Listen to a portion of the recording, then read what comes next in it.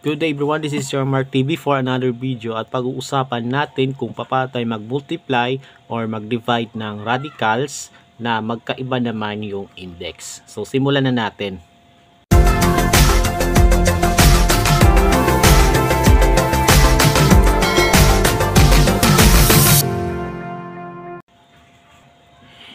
Ayan, so sa last two videos na i-upload ko, which is multiplication and division of radicals na magkapareho yung kanilang index. So sa video na ito is magmumultiply at magdi-divide tayo ng radicals na magkaiba naman yung index. So before tayo magbigay ng example, so let us consider one of the laws of radicals. We have n root of a is equal to mn root of a raised to m. So, anong ibig sabihin nito? So, from the radical n root of a, no, we're going to multiply the index, no? So, gagawin natin mas mataas yung index by multiplying by a certain number called m. Okay? Pwedeng 2, pwedeng 3. So, kung ano man ang index, i-multiply mo sa kahit anong number din, let's say 2, 3, 4, or 5. Ayan. Okay? Tapos, since nag-multiply ka sa index ng certain number, no, in order to maintain the equal value, no, the same value as this one, kailangan i-erase natin yung buong radical sa same number. So, ibig sabihin, nag-multiply ka sa index ng 2. Ibig sabihin, i-erase mo yung buong radicals sa 2. Okay? So, for example, okay, square root of 3. Ayan. So, gagawa tayo ng radical equivalent to square root of 3. Pero, mas mataas yung index. So, makikita natin sa square root of 3, di ba, ang index ay 2. Diba? Tapos, gagawa tayo ng radical na equal dito sa square root of 3, pero yung index ay mas mataas sa 2. So, let's say, gawin natin 4 yung index. So, para maging 4, you just multiply the index by 2. Kasi 2 times 2 equals 4.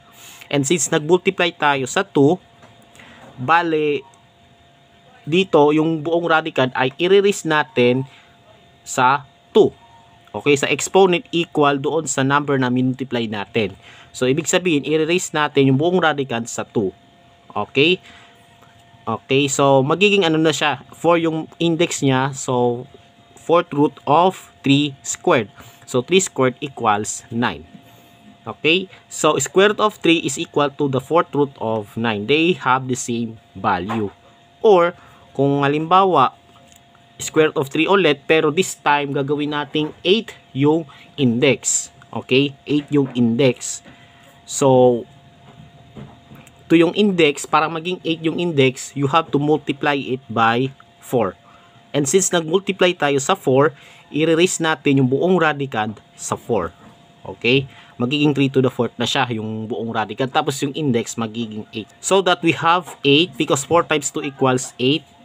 And then, root of 3 to the 4th power. So that's 3 times 3 times 3 times 3. Apat na 3 po yun. That is equal to 81.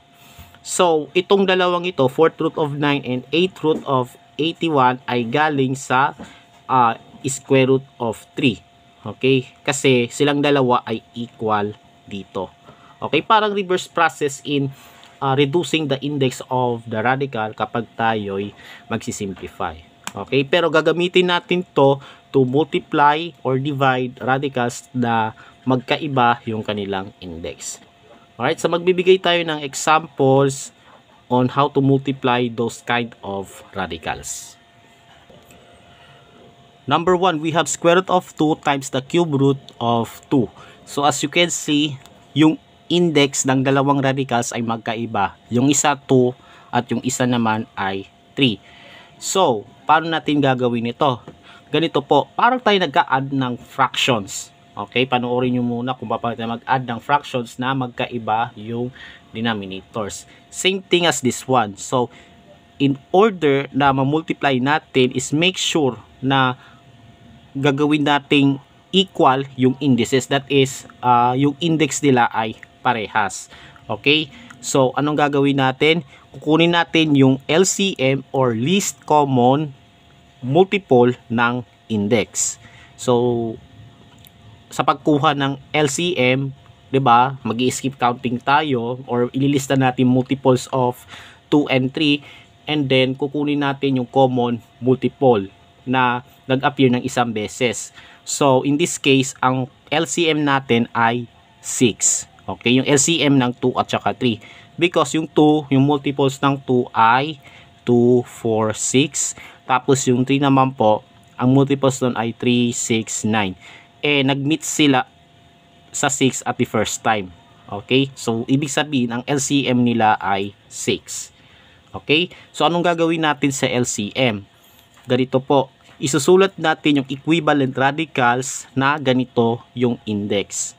Okay? So from square root of 2, gagawin natin 6 yung index ng radical but equal siya dito. Tapos dito naman, gagawin natin ding 6 yung index pero equal siya dito.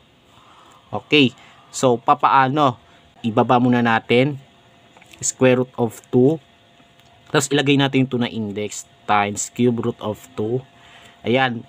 Ulitin ko po, in order na maging 6 yon yung index, imumultiply natin sa 3, 'di ba? And since nagmultiply tayo sa 3 yung index, i-erase natin yung buong radicand sa 3. Okay? That way magiging 6 na yung index. Ito i-simplify natin later. Okay? Tapos for this one, 3, 'di ba? So para maging 6, you have to multiply the index by 2. Okay, so nag-multiply na tayo sa 2. So, ibig sabihin, i-erase natin yung radicand sa 2. So, kung ano yung multiply mo dito, yun din ang i-erase mo. Okay, ayan po. Para maging 6 din yung index. So, 3 times 2 equals 6. Tapos, root of 2 cubed. So, isulat muna natin as 2 cubed. Times, 2 times 3 equals 6. Root of 2 squared. Okay, 2 squared muna. Okay. So, kaya hindi natin simplify kaagad kasi magkita natin, 'di ba? Tingnan nyo, parehas na yung index ng radical. So, ibig sabihin, pwede na natin silang i-multiply. Okay? 2 cube at saka 2 squared. So, 2 cube times 2 squared. So, do not forget log exponent. So, kapag parehas yung base, we can add those exponents. Okay? So, we have 6 root of 2 raised to 3 plus 2 equals 5. Okay, so in this case 5 is less than 6, so we cannot simplify it further. So kukunin na lang natin yung value ng 2 to the 5th power. So limang 2 po yun, no? 2 times 2 times 2 times 2 times 2, that is equal to 32. So the answer is 6 root of 32. Ayan po. Next, number 2, we have 4th root of a cubed times the cube root of a squared. Okay, so makikita natin yung indices ay magkaiba. So, we have to first find their LCM. So, ang LCM po nila ay 12. Kasi, tignan mo, yung 4, kapag ililista natin yung multiples ng 4 at saka 3, magmi-meet sila at 12. So, para sa 4, we have 4, 8, 12. Tapos yung 3, we have 3, 6, 9, 12. So, nag-meet sila at 12. So, ibig sabihin ng LCM nila ay 12. Okay? Ayan po. And then, we're going to write their equivalent radicals na 12 yung index nila. Okay? So, gagawin natin 12 yung index nila. Okay? So, ibaba muna natin. Ayan. 4th root of a cubed times cube root of a squared. Okay? So, para maging 12 yung index na 4, so you have to multiply it by 3. Diba? So, kasi 3 times 4 equals 12 eh. And since 3 yung multiply natin, i-erase natin yung buong radicand sa 3. Okay? Ayan po. And then for this one, yung 3 naman po, para maging 12, imumultiply natin sa 4. Kasi 4 times 3 becomes 12. Okay? And since nag-multiply tayo sa 4, i-erase natin yung buong radicand sa 4. Okay? So, ganyan po magiging proseso to make the radicals having the same index. Okay? So, ngayon, isimplify na natin. So, 3 times 4 equals 12 root of a raised to we have to multiply exponents. Di ba? Power of a power law. So, 3 times 3 equals 9. Okay? Times 4 times 3 equals 12th root of a raised to 2 times 4 equals 8. Ayan po. 12th root of 8 to the 9 and 12th root of a to the 8. Okay? And then, saka natin i-multiply yung mga radicands since parehas na yung index. So, pwede na natin i-multiply ito. Okay? So, 8 to the 9 times 8 to the 8 power. So, parehas yung base. So, 9 plus 8 equals 17. So, 12th root of a to the 17th power. Okay? And since 17 is greater than the index, we have to remove the perfect 12th power. Okay? So, paano? 12th root of, kunin natin yung 12 rito. So, a to the 12th power. Okay? Times 12th root of a to the, balik, kinuha natin yung 12 mula sa 17. So, 17 minus 12 equals 5. Okay? And then, ayan na. I-extract natin yung 12th root. So, cancel na to. Diba? This will become a 12th root of a to the 5th power. Okay? Ayan po. So, bali ito po yung sagot. A, 12th root of a to the 5th power. Next, we have 6th root of 2 times 4th root of 3. So, again, their indices are different. No? So, we have to first find their LCD. Okay? Or LCM. Okay? LCM po. Kasi ang LCD po para sa fractions. Okay? Na magkaiba yung denominators. So, ang LCM ng indices ay 12. Because, yung 6 kapag nilista mo yung multiples, di ba 6 at saka 12. 6, 12, 18, ganon. Tapos yung 4, yung multiples ng 4 ay 4, 8, 12. So, as you can see, nag-meet sila at 12. Okay?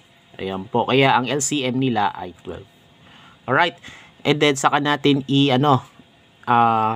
i-convert natin or isulat yung equivalent radical whose index is 12.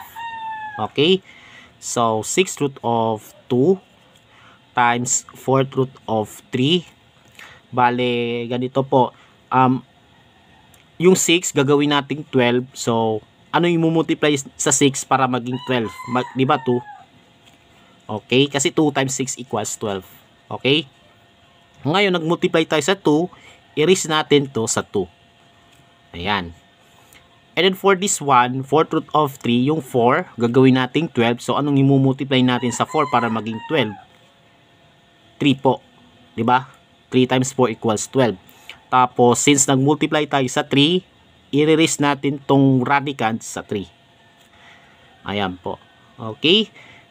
And then, pwede na natin i-simplify. So, 2 times 6 equals 12th root of, so, di ba magiging 12 na sila? And since 12 na silang pareho, pwede na nating i-multiply. However, magkaiba yung base. So, hindi natin pwedeng i-add yung exponents. Okay? Kasi magkaiba yung base. So, ang gagawin na lang natin is i-simplify na lang to. Okay? 2 squared at saka 3 cubed.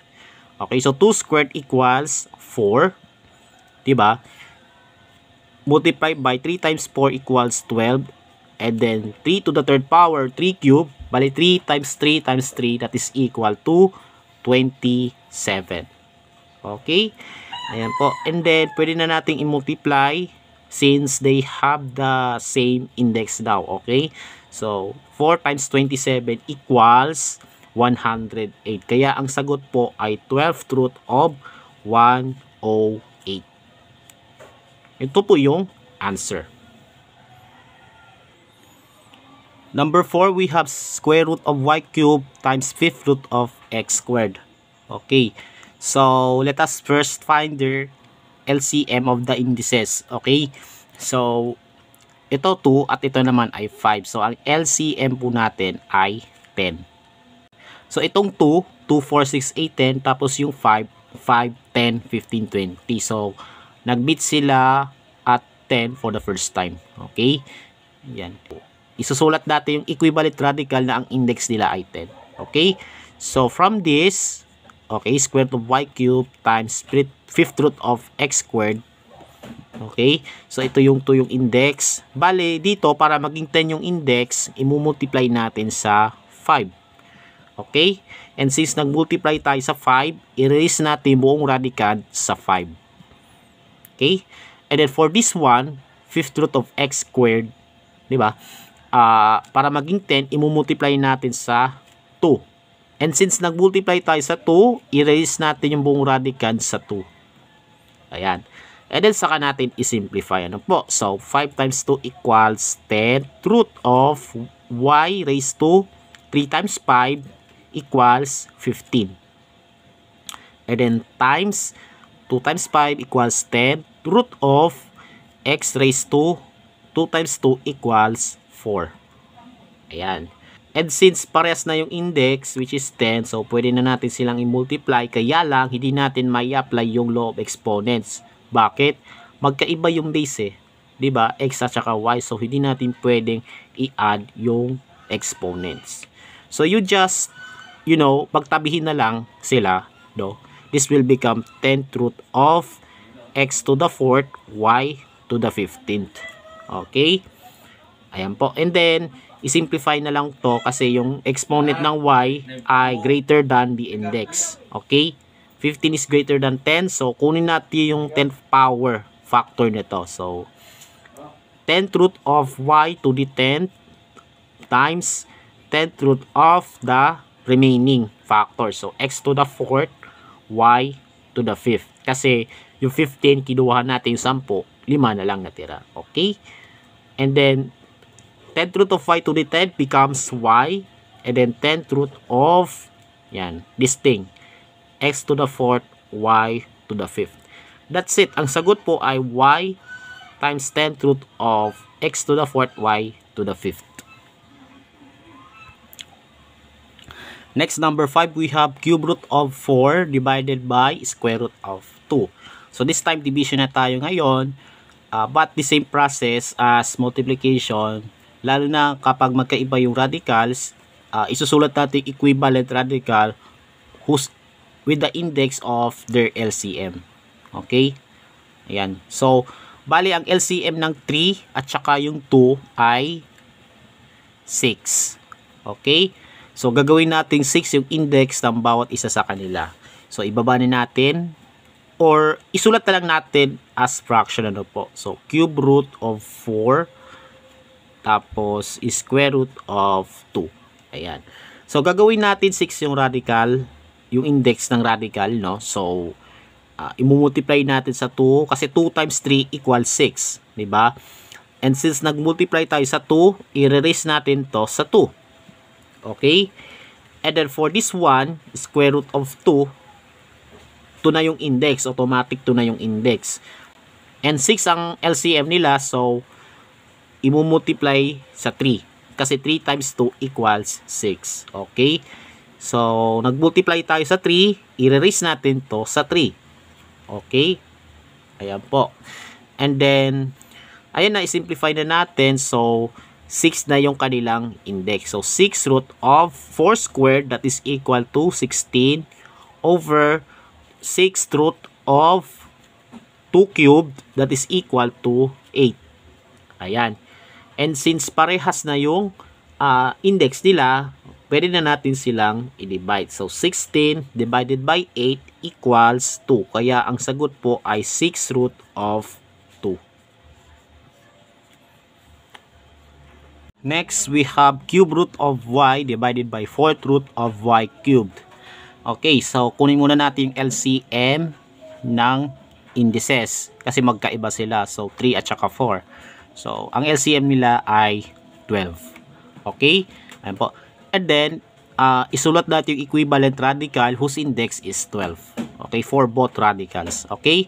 So, yung isulat muna natin in fraction form. So, cube root of y over 4th root of y cubed. Okay?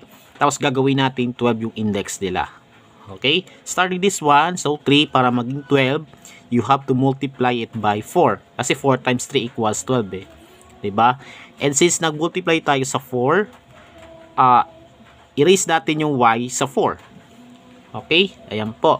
And then for this one, 4th root of y cubed. So, para maging 12 yung index na 4, imumultiply natin sa 3. Okay? Ayan po. 3 times 4 equals 12.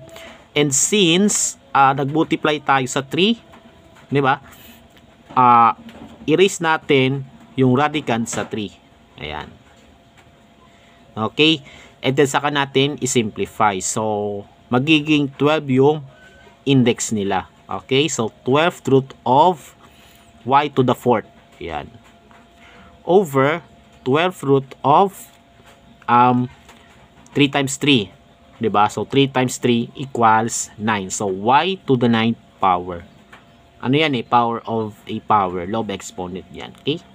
And since 12 yung ano nila, index, so, pwede na nating pagsamahin sa isang radical. Okay? So, 12th root of y to the 4th over y to the 9th power.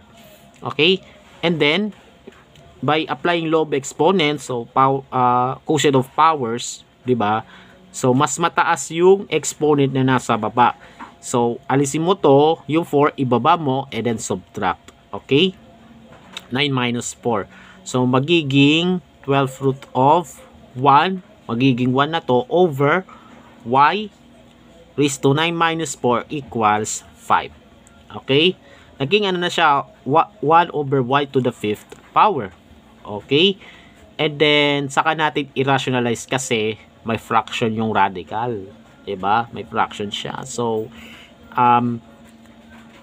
ibig sabihin nun, kailangan muna nating paghiwalay muna and then saka natin i-rationalize. Okay? So, 12th root of 1 is 1 over 12th root of y to the 5th power. So, isulat po natin ng maayos. Ayan. And then, tignan nyo to. 12 ang index, pero 5 lang ang exponent dito. So, we need 7. Okay? We need 7 para maging 12. So, ibig sabihin, imumultiply natin both numerator and denominator by 7. So, 12th root of y to the 7 over 12th root of y to the 7th. Okay? Ngayon, kapag minultiply natin itong dalawa, y to the 5th, multiply by y to the 7th, magiging y to the 12th na yan. Okay? 12 yung index. So, 12th root of y to the 12th, diba? Minultiply natin kaya naging ganito, and then cancel out na lang yung 12. Okay? Ayan po. Leaving us with y na lang. Bale, magiging ano na siya, 1 times this one is itself. Okay? Over, sa baba, minultiply natin, tapos naging y na lang. So, y. So, that's it. Ito na po yung sagot. 12th root of y to the 7th over y. Ayan po. Next, number 7, we have square root of 12 divided by cube root of 6. So, minsan kasi, pwede na muna natin i-simplify. Ano po? I-simplify muna natin tong square root of 12. So, from square root of 12, pwede natin siyang i-factor as square root of 4 times square root of 3 because 4 times 3 equals 12. And we know that square root of 4 is equal to 2. Magiging, ano na siya, 2 square root of 3. Okay, so sinimplify muna natin tong square root of 12. Okay, kaya naging 2 square root of 3. So, papalitan natin ng square root of 12 nito. So, 2 square root of 3 divided by cube root of 6. Okay, and then saka natin i-divide itong dalawang radicals. Okay, so as always, magkaiba yung index. So, we have to first find their LCM. So, ang LCM po nila ay 6. Okay, LCM is 6. So, gagawin natin 6 yung index ng parehong radical. So, isulat muna natin yung 2 multiplied by, isulat natin in division, in fraction form. Okay, so square root of 3 over cube root of 6. Yun nga, gagawin natin 6 yung index. So, ang index nito ay 2. Para maging 6, imumultiply natin sa 3. So, 3 times 2 equals 6. And since nag-multiply tayo sa 3, i-erase natin sa 3 yung radicand. Okay? Same manner with this one. So, this time 3 ang index. So, imumultiply natin to sa 2 para maging 6. And then, since nag-multiply tayo sa 2, i-erase natin yung 6 sa 2. Okay? This will become, ito, 6 na yung magiging index nila. So, 2 times 6 root of 3 cubed. What is 3 cubed? 27. So, ito. Okay? And then, 6 root. Okay? 6 root of 6 squared. Ano yung 6 squared? 36. Ayan. So, 27 tapos 36. Okay? So, pwede na nating ano ba tawag to? Pagsamahin. 'Di ba? So, we have 2 times 6 root of actually, pagtabi na natin yung radical, no? 6 root of 27 over 36. Okay? And 27 over 36, we can reduce this fraction to lowest term. So, 27 over 36, diba? And both are divisible by 9. So, 27 divided by 9 equals 3, and 36 divided by 9 equals 4. So, this will become 3 over 4. O, yan. So, palitan natin to ng 3 over 4. Ayan. And then, saka natin ihiwalay 2 times 6 root of 3 over 6 root of, ang 4 po ay 2 squared. Okay? So, we need to rationalize this thing. Okay? Kaya naman, imumultiply natin dito sa kulang na factors para maging perfect 6th power yung radicand sa baba. Okay? So, 6 ang index, pero meron lang tayong dalawa yung exponent dito. So, we need 4 more. Okay? 4. So, ibig sabihin, imumultiply natin sa 6 root of 2 to the 4th over 6 root of 2 to the 4th. Okay? Ito obviously, magiging 2 to the 6th power yan. Tapos kukunin natin yung 6 root. Magiging 2 na lang sa baba. 'Di ba? 2 na lang sa baba. Tapos, ito, 3 times 2 to the 4th power. So, 2 to the 4th power is equal to 16. And then, i-multiply mo to sa 3, magiging 48 na siya. Tama? 2 to the 4th is 16 times 3 equals 48. So, 6 root of 48. Okay? This is equal to 2 times, ito po, 6 root of 48 over 2. So, ayusin nga natin yung 6. Yan. 6 root of 48 over 2. And then, as you can see, pwede na natin i-cancel tong dalawa. Yung 2. Okay? So, this is equal to the 6 root of 48. Ito po ang sagot.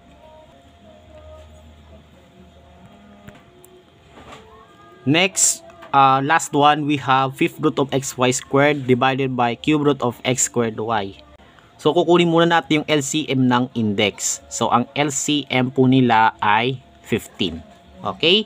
So, gagawin natin 15 yung index nila. But, keeping those radicals equal to this one. Okay? So, isulat natin in fraction form. We have 5th root of xy squared all over cube root of x squared y. Okay? So, gagawin natin tong 15 yung index. Di ba? So, yung 5, i-multiply mo sa 3. Di ba? We have to multiply by 3 para maging equal sa LCM, 15. Okay? And since nag-multiply tayo sa 3, i-erase natin yung buong radicand sa 3. Okay? And then, for this one, yung 3, para maging 15, i-multiply mo sa 5. Okay? And since nag-multiply tayo sa 5, i-erase mo to sa 5. Diba?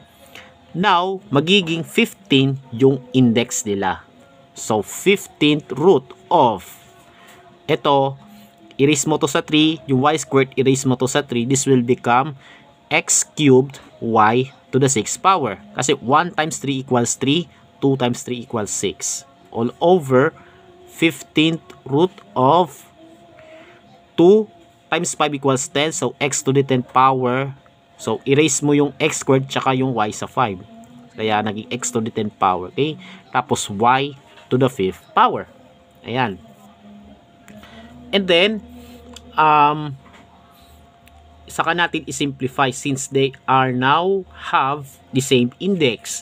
So, pagsamahin natin sa isang radical. So, 15th root of x cubed y to the 6 all over x to the 10th y to the 15th.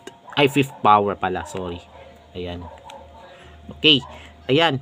And then, applying laws of exponents, di ba? So, we have to subtract the exponents as the bases are the same. Okay?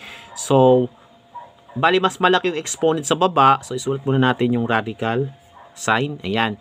So, mas malaki yung exponent na nasa baba. So, yung x cube, ibaba mo siya.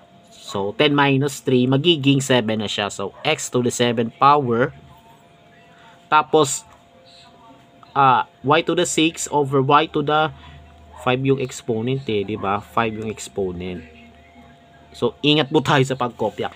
Kasi baka magkamali kayo, no? So, ingat na lang sa sulat ng solution. So, continue. We have y to the 6 power over y to the 5th power. So, mas malaki yung exponent sa taas. So, alisin mo to, iakyat mo yung 5, and then subtract. So, 6 minus 5 equals 1. And as a exponent, hindi natin kailangang isulat yung 1. So, y na lang siya. Okay? Ayan po. Y over x to the 7th power.